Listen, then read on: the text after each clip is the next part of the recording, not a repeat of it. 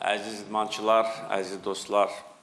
Ադրբեջանի նախագահ Իլհամ Ալիևը չէր մեկնել Սանկտ Պետերբուրգ ԵԱՏՄ գագաթնաժողովին։ Պաշտոնական բացատրության համաձայն զբաղվածության պատճառով։ Քաղաքական մեկնաբան Հակոբ Բադալյանը վերլուծում է, թե ինչը կարող է լինել Ալիևի չմեկնելու իրական պատճառը։ Դարձյալ ինչ-որ բանով խռոված է Պուտինից, թվում էր, թե նրանք կարողացել էին հաղթահարել մոտ 10-ամսյա լարվածությունը, հանդիպելով Դուշանբեում կայացած ԱՊՀ գագաթնաժողովի շրջանակում, ունենալով նկատելի ջերմ զրույց։ Ինչ նոր սև կատու է անցել նրանց միջով, որ Ալիևը հրաժարվել է մեկնել Սանկտ Պետերբուրգ, ասելով, թե զբաղված է։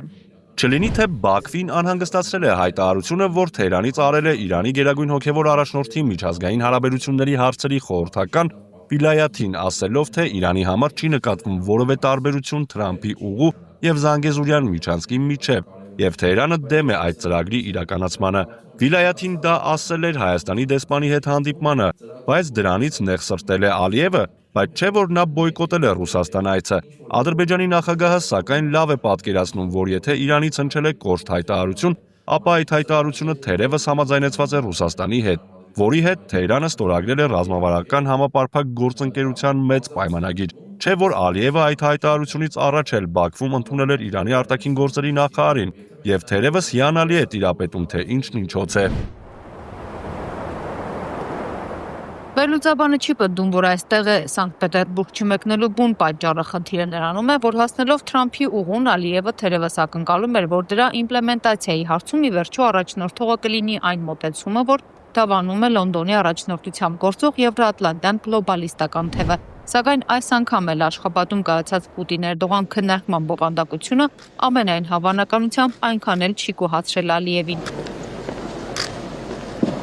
Նույն Սանկտ Պետերբուրգում Փաշինյանը շնորհակալություն է հայտնում Պուտինին Հայաստանի եւ Ադրբեջանի միջև խաղաղությանն աջակցելու համար։ Հետո ասում, որ օգոստոսի 8-ի համաձայնությունը նոր հնարավորություն է բացել հայ-ռուսական հարաբերության համար։ Բադալյանը հիշեցնում է, որ օգոստոսի 8-ից հետո քանի անգամ են տարատեսակ խմբեր, անհատներ, ուժեր հավաստիացնում, թե օգոստոսի 8-ը Հայաստանը Ռուսաստանից ազատելու ինչ ֆունդամենտալ քայլ էր։ Ես այս մասին խոսում եմ ավելի քան 2 տարի, բացատրելով, թե ինչ է տեղի ունենում հայ-ռուսական հարաբերությունում, թե ինչ տրանսֆորմացիա է ապրում այդ հարաբերությունը, ինչ իմաստ ունի այդ տրանսֆորմացիայի ծիրում Նիկոլ Փաշինյանի իբրև եվրաինտեգրման քաղաքականությունը։ Ծիծաղելի է մտածել, թե Փաշինյանը կարող է խաբել Պուտինին կամ Եվրամիությանը կամ Թրամփին։ Խաբում են Հայաստանի քաղաքացիներին, խաբում են ներքին հակառուսական եւ այսպես կոչված Եվրոպամետ կացնային քարոզներով ու օրակարգերով։ Քանից եմ հիշեցրել ձեզ օգոստոսի 8-ից 2 օր առաջ Մոսկվայում տեղի ունեցած բանակցությունը Ռուսաստանի Դաշնության նախագահ Պուտինի հետ ԱՄՆ նախագահ Թրամփի հատուկ բանագնաց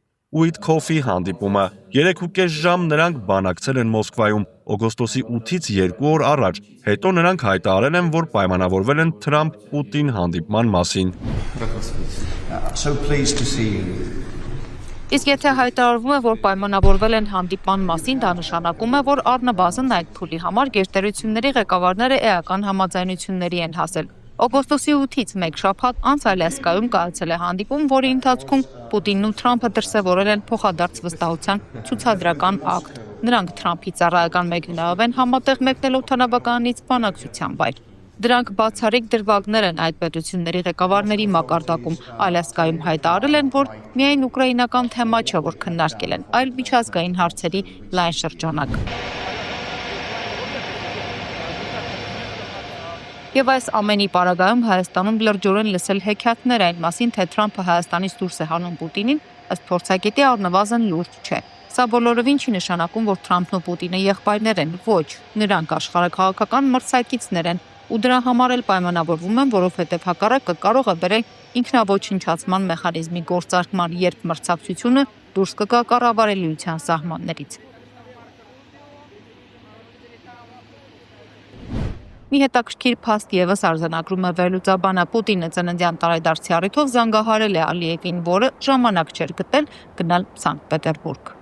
Պուտինն ըստ երևույթին առաջնորդվել է, եթե Սարը չի գնում Մուհամեդի մոտ, Մուհամեդը կգնա Սարի մոտ սկզբունքով։ Եթե Ալիևը խուսափել է Սանկտ Պետերբուրգից, ապա Պուտինը չի խուսափել առիթն օգտագործելուց եւ նրան կապի դուրս բերելուց։ Իսկ ես վստահ եմ, որ Ալիևին հենց դուրս են բերել կապի, ինչից նա խուսափել էր չներկայանալով Սանկտ Պետերբուրգ եւ թերևս համարելով, որ Պուտինն էլ այդ պարագայում չի զանգահարի իր ծննդյան տարեդարձի առիթով։ Բայց Պուտինը փաստորեն զանգահարել է եւ Ալիևին հավանաբար հիշեցրել որոշակի պայմանավորվածություններ։ Ինչու եմ հակված կարծելու, որ ահա ուժերի այդ հարաբերակցությամբ է եղել խոսակցությունը, որովհետև կա մի բավականին էական դրվագ, որ հեռախոսազրույցի վերաբերյալ տեղ է գտել Կրեմլի հաղորդագրության մեջ եւ տեղ չի գտել Ադրբեջանի նախագահի աշխատակազմի տարածած հաղորդագրության մեջ։ Կրեմլի հաղորդագրությունը հայտնում է, որ ջերմ եւ բարեկամական բնույթի խոսակցությանը միացել է նաեւ Ադրբեջանի առաջին փոխնախագահ Մեհրիբան Ալիևան։ Ըստ Բադալյանի, սա շատ էական դրվագ է, հատկապես եթե վերհիշենք դրվագները, որոնք արտահայտում են Կրեմլի հատուկ վերաբերմունքը Մեհրիբան Ալիևայի նկատմամբ։ Բացի այդ, Ռուսաստանը միակ երկիրն է, ուր իր պաշտոնավարման ընթացքում պաշտոնական այցով մեկնել է Ադրբեջանի առաջին փոխնախագահ Ալիևան։ 2019 թվականին Պուտինից ստանալով Ադրբեջանում Ռուսաստանի իսկական բարեկամ բնորոշումը եւ պարգևը, իսկ 25 թվականի մայիսին էլ Մեհրիբան Ալիևային Բաքվում պարգևատրել է Ռուսիո պատրիարք Կիրիլը։ Ալիևին իհարկե բոլորովին դուր չի գալիս այս հանգամանքը, բայց դա ոչ թե անձնական, այլ երևի քաղաքական խանդի դրսևորում է։ Եթե հաշվի առնենք, որ Կրեմլի հատուկ ուշադրության արժանացողը Մեհրիբանի անձը չէ, այլ իդեմս նրա Ադրբեջանում կառավարող համակարգի խոշոր բաժնետեր Փաշաևների կլանը։ Ֆրիդա Ղազարյան, Կարիկ Արամյան, TB News։